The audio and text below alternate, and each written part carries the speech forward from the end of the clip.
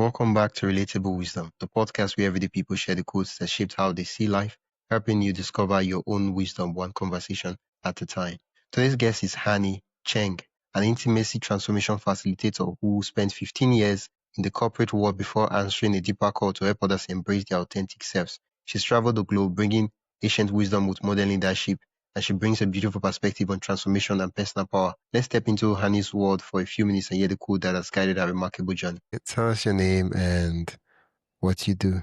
Awesome. Cool. I'm Hani, and I am an intimacy transformational coach as well as a Tantra proponent, someone who loves sharing about intimacy, connection, vulnerability in all areas of your life. What's been your favorite quote or life lesson you've had? One of the most recent ones is actually trusting my infinite being and trusting that to make the right choice at the right time. Okay, what do you mean? What was the series of events that led to you coming to that realization? There's just so many times in our lives when we're in these turning point moments and there's a lot of doubt that comes in, a lot of fear that comes in, whether that's in a context of making a big life-changing decision at work, making a life-changing decision in terms of relationship, or maybe it's a life-changing decision you're making regarding your health, right? And there can be so much noise when some of these things happen in your life. And for me, there was a moment where I actually had a 15-year disease and I was solving that problem for a very, very, very long time. None of the answers led me to a clean solution. And it was not until I actually asked myself, am I ready to let this disease go, that a voice came out within me and said yes. And from that moment, I also knew that I had to take a leap into quitting something that was totally comfort and security. And that brought me a lot of safety, and then jump into this world of entrepreneurship, sharing what I loved, sharing about transformation, sharing about energy work, and sharing about connection on a world scale. And so when I talk about infinite being, what I mean is that voice that says yes, the voice that's within us that is not connected to ego, that it's not connected to fear, it's not connected to self-doubt, and it's actually connected to a deeper place of meaning and a place that is true, not because you want it to be true, but because it actually is resonance of truth that every fiber in your cell and your being knows that it's true. And so when we're talking about the infinite being, it's a perspective of seeing ourselves as infinite creators in this world, whether it is in our life circumstances or creating a vision or stepping outside a pattern of behavior with relationships or work patterns or life circumstances, right? That has been with us for a while. So how can we step out of it and make a decision that is going to bring us to the next level? So trusting my infinite being means, first of all, being able to distinguish between what's a perspective that's infinite versus what's a perspective that's limiting. And then being able to make the right choice means that it's not something that, contrary to popular belief, is something that is planned. Although there's a lot of stuff that you can plan, 10 years where you want to be, in 100 years, or maybe not 100, maybe like 50 years where you want to go.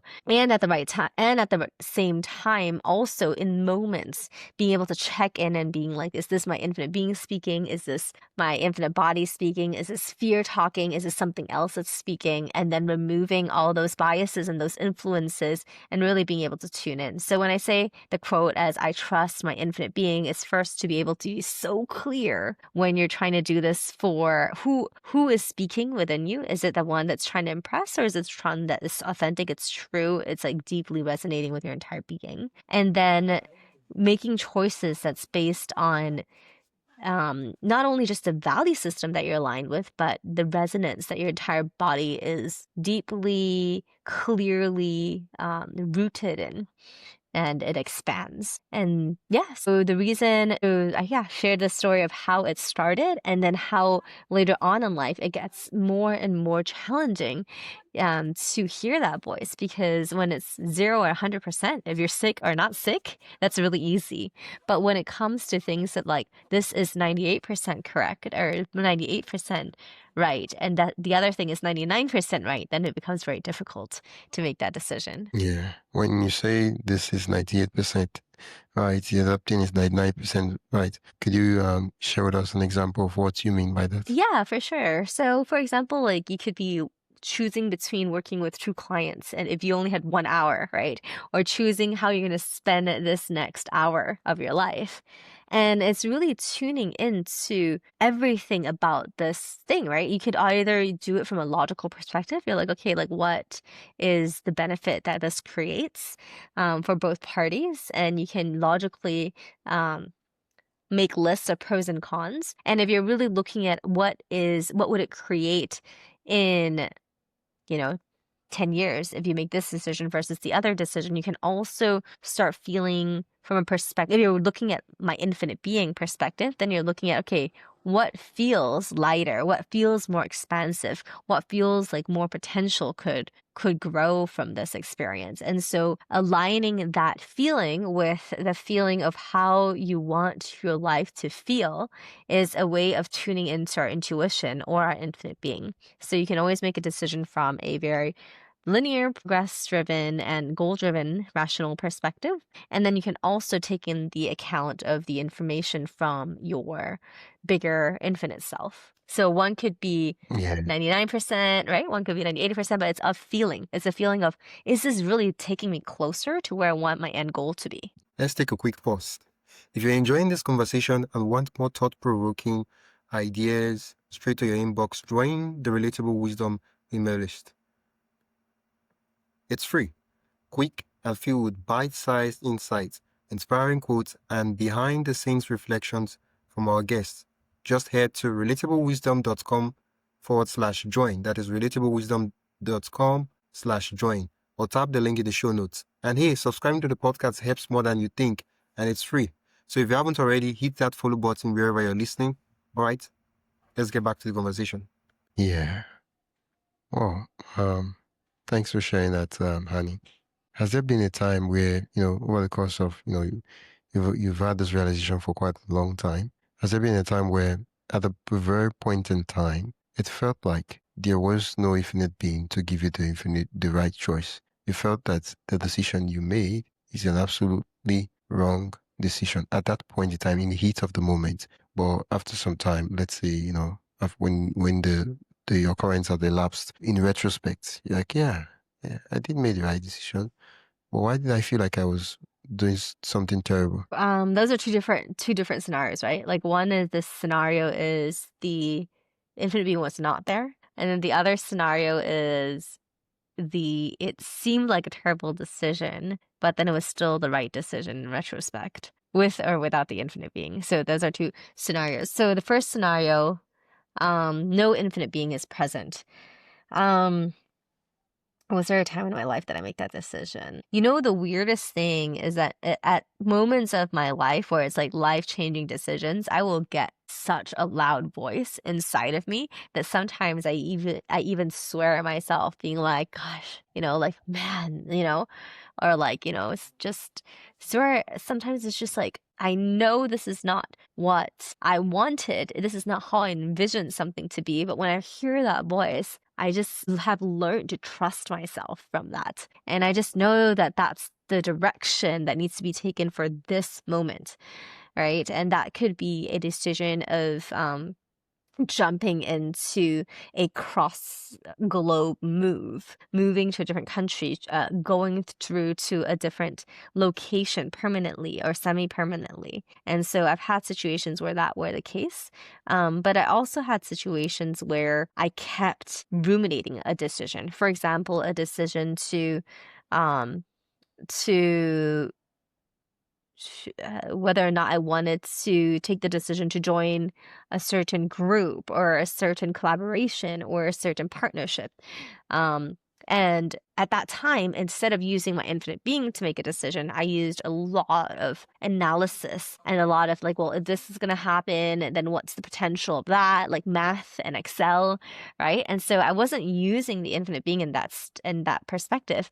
I didn't even ask myself, is this like on paper, it looked like, yes, this could be a really good outcome. However, Yeah. When I actually tuned into, is this even going to get me closer to how I want things to feel? I didn't actually do that. So to me, what I ended up doing was I just did what I thought was the right answer, because it seemed like it would be a general right direction. And even though, Yeah. and it just didn't lead me so much closer to what I wanted, but it was a good experience. And at the same time, I had to backtrack to go back to a certain point before I could go back onto, yeah, the way I see life is that there is a track, right? And the track is, if you said yes to alignment and it's 100% alignment, and you see people like make choices like this all the time in relationships or in jobs, sometimes they are very aware that this is like a 50% alignment, and I'm just doing this to get into a milestone so I can make the next decision. And so I Yeah. can make, so then it's a jumping ground. It's a leap off point. However, Yeah. sometimes when you make that decision, you get sucked into that decision and you make it your 100%. And you forget that actually this was just meant to be a stepping stone. And so that's when you start forgetting your infinite being. And you say, oh, actually, this is really comfortable. This is giving me so many benefits already. I'm actually very happy here. And you start lying to yourself. And so that's the moment where you want to be jumping out of yourself and still remember the bigger picture, being like, okay, what is the truth? Because sometimes we get so comfortable, we're afraid of the truth and we don't want to hear it again because it might make you have to shed the comfort zone to get into another uncomfort zone, which is then closer and closer. So if you keep making choices from a 50%, just to get you further, you need to remember to jump back into the track that's 100% in Yeah. alignment. Yeah. Yeah. Yeah. It's a good thing you mentioned that because sometimes in order to move to the next stage, we have to do certain things, and that in itself, it's not the thing we want to do, but it's just necessary for us to get to the next stage.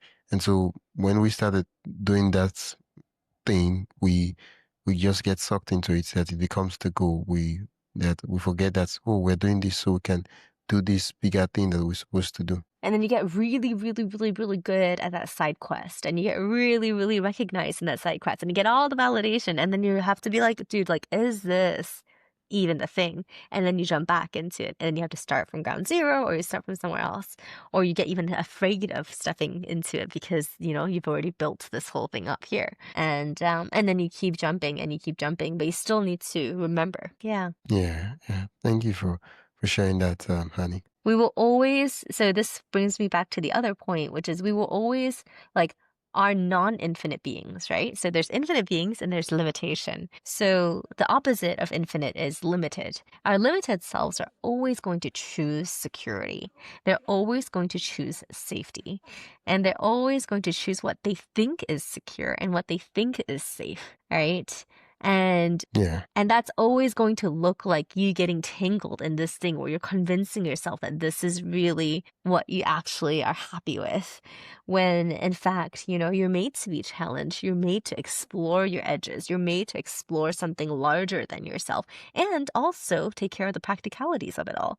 So you're made to really be able to be grounded and expand at the same time. So when you're going in both directions and you're made to be able to hold more responsibility and then choose what responsibilities match your vision of who you want to grow to become. So that's really being able to expand in all directions, becoming a better lover, becoming a better family person, becoming a better human to your clients and to those you interact with, and also becoming someone who can hold yourself in a way that is very nourishing and comfortable and loving for yourself. yeah. Oh, you just explained it, and I'm just like, oh, trying to digest what you say. Well, thank you, Annie, for sharing with me your favorite quote. Yes, you're Yeah, welcome. and for helping me make sense of it. What would I know? I asked you in the forum that what would be the takeaway you want for my listeners to take from this episode? To trust that you do have an infinite being and you do have a truth. And you don't be afraid of your truth. You have to trust that your truth is never going um, to bring you to a place that you don't want, even if it hurts, even if it sucks, and even if it's something you don't want to face. Your truth will always have your back. And that truth will always be um it's like you'll be scared to hear it sometimes. And other voices are going to try to hijack that truth. So it could be your advisors, it could be your helpers, it could be your family, it could be society. They're always trying to hijack that truth and then make you feel like, oh, it's safer to do this. But the truth is always coming from deep within. And that is something that you really, really need to remember, that the truth is never what it seems, or it could be what it seems, but you need to delete all the distorted and the biases and the interference. So you need to be really quiet and get everybody else out of your field. And then once you are able to hear your truth, do not be afraid of it. Don't try to not listen to it because you're scared it's going to tell you something you don't want. What if it tells you something you do want? What if it tells you something you don't want? It doesn't matter. The truth is the truth. And then the truth will never hurt you. It will always, even if in the short run it sucks, it will always challenge you and bring you to an even cooler place. Oh, thank you, honey. It's been an absolute delight chatting with you. Where can my listeners learn more about you and what you do? Yeah, you can find me on YouTube. Just search Hani Cheng. I also have a program that's called the Sensual Liberation Program, which is basically a 6 step-by-step process of how to uncover that truth and that intimacy with yourself, because your truth is a very intimate connection with yourself. And it goes through different variations of intimacy of your truth, your physical body, and touching all the way from the outside, inside, and all around you, from a physical touch perspective, from an energetic perspective, and a meditative perspective. And yeah, it's on tantrasingapore.com/intimacy coaching. So you go https://tantrasingapore.com. Wow, thank you so much, honey. You're welcome. It was a pleasure. You've been listening to Relatable Wisdom, and I've been your host, Wisdom Okonkwo. You've been listening to the podcast where every story, quote, and insight helps you see life a little differently. If you enjoyed today's episode, follow the show on your favorite podcast app and share it with someone who loved the conversation. For more inspiring voices and timeless wisdom, visit relatablewisdom.com. Until next time, keep living, learning, and collecting wisdom that matters most to you.